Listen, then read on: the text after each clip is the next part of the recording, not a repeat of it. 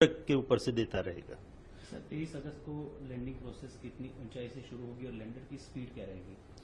तो जैसा कि मैं बता रहा था कि प्रोपल्शन मॉड्यूल तो चंद्र की कक्षा में घूमता रहेगा और साथ में उसके साथ जो लैंडर मॉड्यूल है जिसको कि हम सॉफ्ट लैंडिंग कराने की कोशिश कर रहे हैं, तो वह 17 अगस्त को लगभग 157 बाय 167 किलोमीटर की कक्षा में था। वो अभी 113 बाई 113 की ऑर्बिट में घूम रहा है और उसको 100 बाई 30 किलोमीटर की ऑर्बिट में जाने के बाद 23 अगस्त को 30 किलोमीटर की ऊंचाई से वह नीचे की ओर प्रयाण करेगा।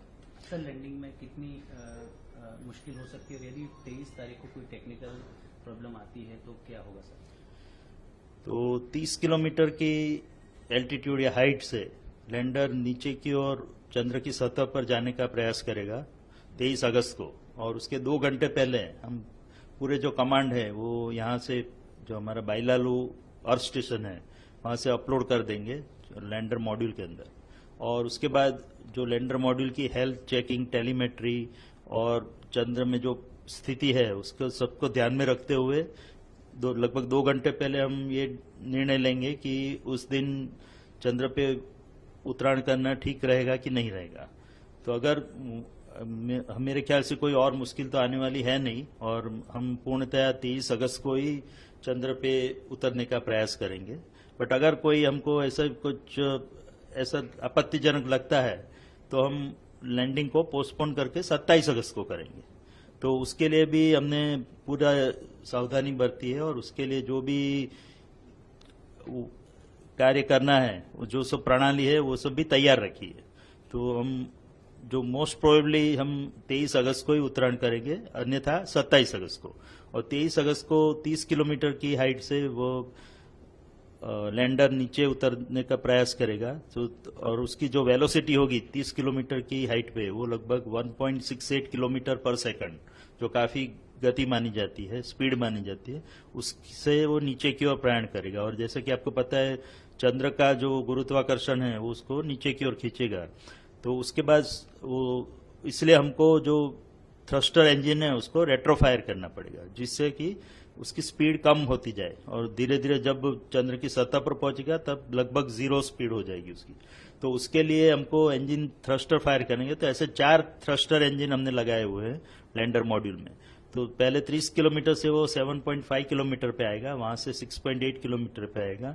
उसके बाद वो 2 इंजन हम बंद कर देंगे और फिर 2 इंजन से ही नीचे की ओर प्रयाण करेगा। जो 2 इंजन उसको रिवर्स थ्रस्ट देंगे, जिसके कारण जैसे कि मैंने बताया जब 30 किलोमीटर पे था उसकी गति 1.68 किलोमीटर पर सेकंड थी, वो 6.8 किलोमीटर तक आते आते 350 मीटर पर सेकंड तक हो जाएगी, यानी कि 4 गुना कम हो जाएगी।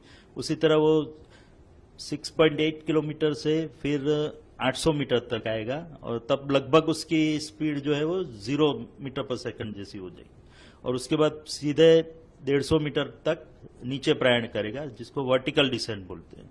और उसके बाद अन्य जो हमने सेंसर और कैमरा लगाया है उसके इनपुट लेके और उसमें जो रेफरेंस डेटा स्टोर किया गया है, रेफरेंस इमेजेस, उससे उसको कंपेयर करके वो डिसाइड करेगा, वो निश्चित करेगा कि वो जो जगह पे लैंडर खड़ा है वहां पे घूम रहा है वह उसके सीधा नीचे उतरने से वो सही जगह पे लैंडिंग कर पाएगा। अगर उसको लगता है कि ये जगह अनुकूल नहीं है तो थोड़ा XY डायरेक्शन में प्रयाण करेगा, थोड़ा दाईं ओर या बाईं ओर मुड़ेगा और लगभग 60 मीटर तक जाएगा और उसके बाद सीधा नीचे प्रयाण करेगा। तो ये दोनों सिनेरियो हमने प्रोग्राम किए हुए हैं। और अगर उसको लगता है कि वो बिल्कुल ही अलग जगह पे पहुंच गया है, जिसकी संभावना काफी कम है, बट तो भी हमने उसके लिए जो बोलते हैं कि साल्वेज मोड, एक इमरजेंसी मोड भी रखा हुआ है जो उसको ऑटोमेटिक लैंडिंग की ओर ले जाएगा, जिसमें वो खुद ही निर्णय करेगा कि कौन सी जगह श्रेष्ठ है उतरने के लिए। क्योंकि आपको पता होगा कि हम साउथ पोल यानी कि जो चंद्र के दक्षिण ध्रुव की ओर जा रहा है, कि वहां की जमीन बहुत ही उबड़ खाबड़ है, उसमें काफी क्रेटर्स और बोल्डर्स है। तो जमीन उतनी सपाट जमीन नहीं है जो कि विषुवत वृत्त पे पाई जाती है।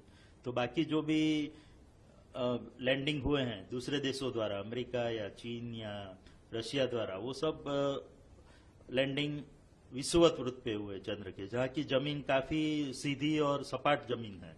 तो उसमें उतरना रिलेटिवली बहुत ही इजी रहता है।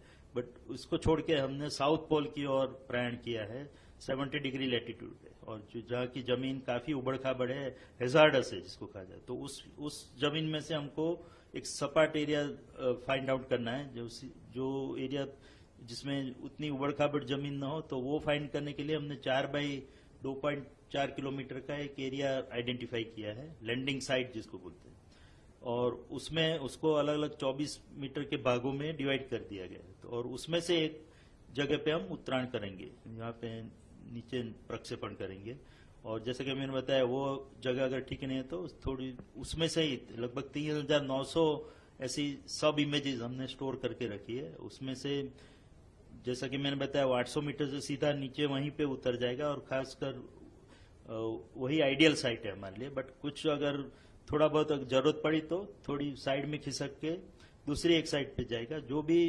रिलेटिवली सेफ साइड रहेगी। और जैसा कि मैंने बताया, अगर 23 अगस्त को हम उतरने का प्रयास नहीं करते और 27 अगस्त को करते हैं, तो वो लगभग जो मेन साइट है उससे 400 से 450 किलोमीटर दूर रहेगी, यानी कि अहमदाबाद के बदले हम बम्बई में उत्तरायण करेंगे, उस प्रकार का सीनरी होगा। बट वो साइट भी उतनी सही नहीं है जो पहली साइट है, बट फिर भी उसमें भी हम सफलतापूर्वक नीचे लैंडिंग करने में सफल हो जाएंगे, ऐसी हमारी पूरा कॉन्फिडेंस है।